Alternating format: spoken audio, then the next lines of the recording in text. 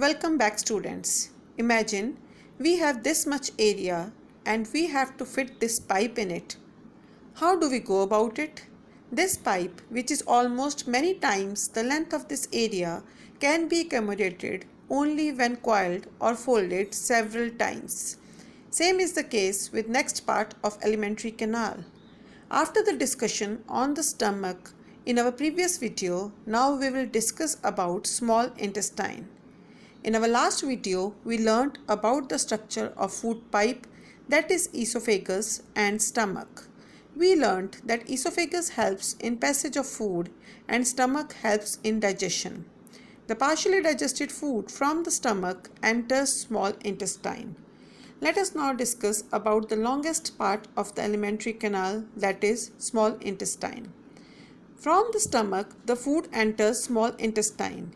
It is about 7 meters long and is divided into three parts: duodenum, jejunum and ileum. Duodenum is the first part of small intestine. Jejunum is the second part and ileum is the third part of the small intestine. Look at this image, students.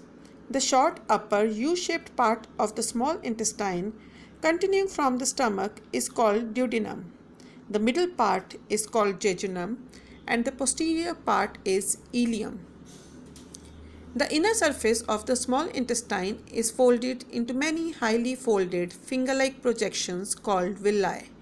Villi help to increase the surface area of the small intestine for absorption of digested food. The villi are richly supplied with blood vessels. This helps them absorb more nutrients. The food remains in small intestine for about 3 to 5 hours. The digestion of food gets completed in small intestine. Let us watch this video for better understanding of villi. In our body, absorption of food mainly takes place in the small intestine.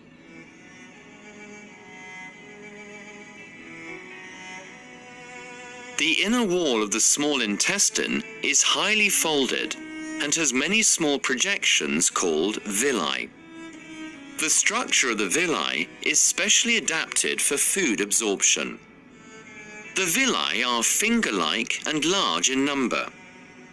These features greatly increase the surface area for absorption. Moreover, the epithelium of the villi is only 1 cell thick. This provides a very short distance for diffusion of food molecules into the blood. The small intestine leads to large intestine. Large intestine is shorter than small intestine in length. It is about 1.5 to 1.8 meter long. It also has three parts: cecum, colon and rectum. Cecum is the first part into which the ileum of the small intestine opens. It leads to colon, then into rectum. Rectum opens outside through anus. Students, remember, colon is the biggest part of the large intestine. Two glands are associated with alimentary canal and helps in the process of digestion. These are called associated glands. In this, we will study about liver and pancreas.